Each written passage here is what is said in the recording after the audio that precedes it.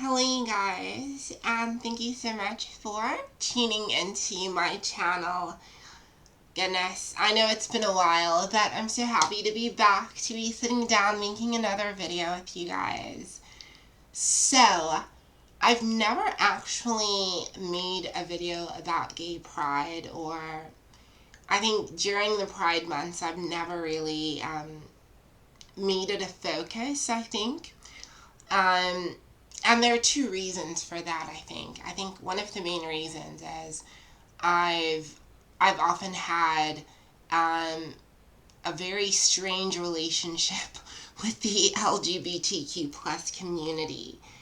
And let's be honest, although as a community collectively we often talk about gay pride and LGBT pride and whatnot, a lot of us deal with feelings of shame, feelings of guilt, feelings of self-hatred. A lot of us are self-hating, so during this time, for a lot of us, it's difficult. So I was having a conversation with a friend of mine, and she's cisgender, and we were just talking about experiences that the two of us had had within the greater LGBT Q plus, the whole alphabet community. And it's kind of crazy because I think for a lot of us, for me especially, being very, very young, I had this idea that the LGBT community was like nirvana. It's where you went to find acceptance. It was where you went to go find freedom. It was where you went to go find your tribe. And I always felt, my tongue is blue, I'm like a smurf. I always felt that, once I'm like an adult and I'm living on my own, I'll be able to branch out and meet so many other kindred spirits. And it's kind of crazy because I grew up in the 90s. And in the 90s, it was the first time we started to see gay men being portrayed in a positive light. And in a lot of movies, like in a lot of chick flicks, you'd have like the main girl. She was always white. She was always stunning, beautiful, her life all together. But she needed love, and she had her supportive friends, and she had her little gay friend accessory. And I think when we were younger, seeing gay people on TV, regardless of how like minuscule the role was, it was just kind of like, oh my gosh, somebody from my community, I see you up on the screen. And it led a lot of us, especially I think a lot of cisgender females, into believing that gay men were almost like this accessory. You were like the cool hot girl, and you had access to all of these spaces, and you were so cool and so liberal minded that you had your cute little gay friend next to you. Case in point, High School Musical. Do y'all remember Sharpay? Now I know Sharpay's twin brother wasn't really like some random gay guy that she found in the high school. It was her actual twin. But the way it was presented to us in High School Musical 1, 2, and 3 was that, I think his name is Ryan, I might be wrong, was that Sharpay's brother was almost like the accessory. And this narrative played on into the 2000s, girl, and it's still playing on that, by and large, gay men are subjugated, and they're sort of placed in this role where it's very, I don't know, it's very limiting. It's almost as though if you're going to be the cool gay, you better be the sassy gay that snaps his finger. You better be my best friend's sidekick that doesn't take attention, but is comic relief and can do makeup and hair and gives excellent advice. That's been the narrative. It's almost as though gay men have, I don't want to call them the mammies, have become the mammies of the world, but think about it. In American culture, you had the symbol of the mammy, which was this black woman who sort of nurtured this white family, and nothing was known about her. She was the sacrificial lamb. And I mean, it might be a stretch, but it almost feels like gay men have become these sacrificial lambs where they are, our psychologists. They're the ones with the great advice, who do the hair, who do all of this. And I feel, by and large, other communities jump into the gay community to almost, to take resources, to take, the comedy, the slang. We kiki, give me that tea, girl. A lot of other communities, the cis heteronormative community especially, comes in and takes from the greater LGBT community and makes a lot of things that are within the gay community their own. Now, this is the dynamic that has been created. This is the dynamic that we live in. And when you think about it, if you were a gay man and people saw you just as, I don't know, a joke, as the sidekick, and you were expected to be, you were expected to be the sidekick to the hot girl. You are able to access certain spaces because you are in proximity to cisgender heteronormativity, and you're in proximity to this girl's privilege. However, as the gay man going into those spaces, you would experience, being made fun of, being ridiculed. You would experience your cisgender friend, your heterosexual friend, your straight girlfriend,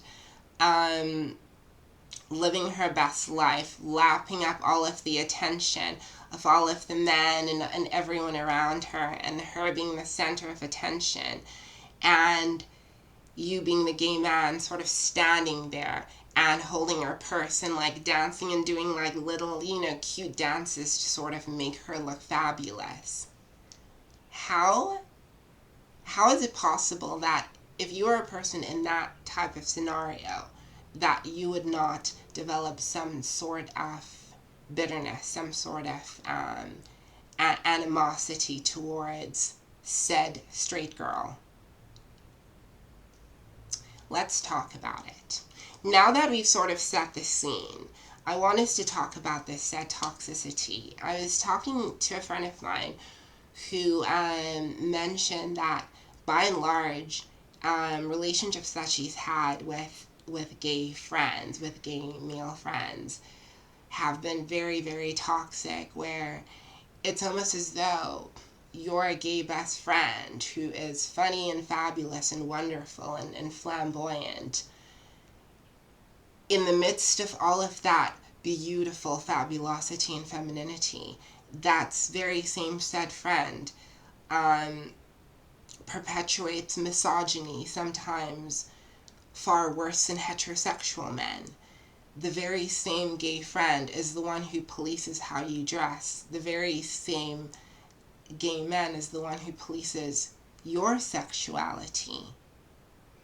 How many times have you, as a bisexual girl, or as a straight girl, or even as a trans girl, you've spoken to your gay friend in an open setting and mentioned some sort of curiosity or something, and only for it to be met with some sort of ridicule and some sort of shame, like you're being shamed, when the same person shaming you was telling you about how he was just with 8 different daddies.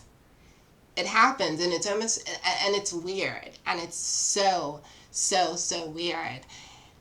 For me personally, I got to a stage, so obviously I'm a transgender woman. I went through a stage where obviously in high school and just after high school I lived as a male, but I lived very heteronormative, if that makes sense. I tried to live up to the heteronormative ideal until I couldn't, and then I transitioned. And when I transitioned, I was thrust into the LGBTQ space only to experience all of this infighting. And I didn't understand where it came from. You know what I mean? I didn't understand why the gay men that I was meeting at these NGOs, the gay men that I was meeting at these nightclubs, were not like the gay men in Will and Grace. It got to a point where it was a conversation like, where are the gays that we saw on TV that were like all supportive and friendly and like woke and stuff? Where are they?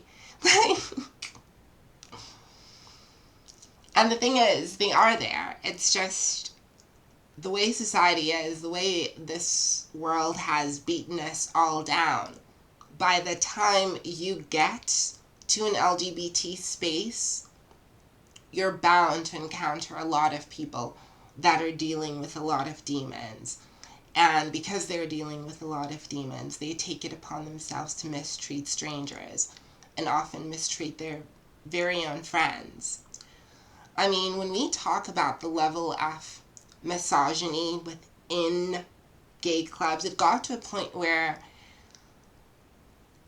I could no longer go to gay clubs. I could no longer go to events that had the entire community because of the violence that I would see. Violence often that would be perpetuated by gay men towards cisgender women or towards trans women. Just the infighting that you'd often see between like lesbians and between gay people, and it sort of it leaves you shell shocked, and you're like, all right, I'm out. I'll see y'all next year. It leaves you feeling like that. And unfortunately, I think for a lot of us have sort of stepped into the LGBT space with what I like to call big fake dreams. We went in looking for Sharpay's twin brother. We went in looking for a therapist at a nightclub. We went in looking for a sidekick, somebody that was going to go in and make us look fabulous. We went in looking for the dream, and we often found nightmares. But I want to tell you that within the greater LGBTQ plus community, it's important for you to understand that your healing is not going to come from the community. It's going to come from you. And we as people, we need to get to a point where, yes, it's great that we've established all these labels and we understand all of these labels and we use all these labels as a form of empowerment. But now we've gotten to a point where we use these labels, we pigeonhole people, we place unfair, unrealistic standards on how they should behave based on what a group of Hollywood executives sitting in Hollywood believed the LGBTQ plus community to be. Let me tell you what the LGBTQ plus community is.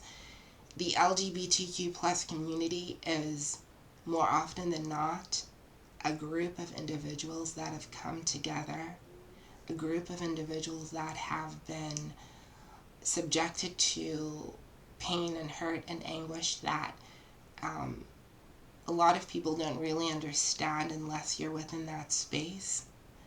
A group of people who've been alienated, who've been rejected by families often, religion, workplaces, and who often come together desperate for some type of love. And unfortunately, what happens is that hurt people hurt people. And it really is a community that needs support and healing. Now, if you are, I don't know, if you are somebody who is not gay, let's say like you're cis or whatever, and you have this great idea of wanting to have this gay best friend because you think it's going to look so good on your like resume, it's going to look so cute on all of the Instagram pictures, and you're just so curious, you want to see what it looks like in a gay club and like take pictures and like kiki with your friends when it's cute. I want you to pause, reflect, question your intentions. Before you can have a fabulous, loving, supportive, gay friend, you need to learn how to be a loving, fabulous, supportive, straight ally. I think that's what we all want. If you want to help the LGBTQ community, and I've been using the term gay a lot. I think you all have picked up by now. I'm talking about us all collectively. I hope that doesn't offend anyone, but just know that this idea that Hollywood fed us of this perfect gay best friend who's going to be your sidekick, that's a fallacy. At the very best, you're going to find a human being, beautiful human being with some scratches and skid marks and jokes and laughter and love. So I just want to end off this video by saying, if you are going to be an ally, don't jump into the LGBT community looking for an accessory, please. Alright, thank you so much for watching. I'm not sure if any of that made sense. I have a tendency of rambling. Anyways, I cannot wait to see you guys on the next video. Alright, bye.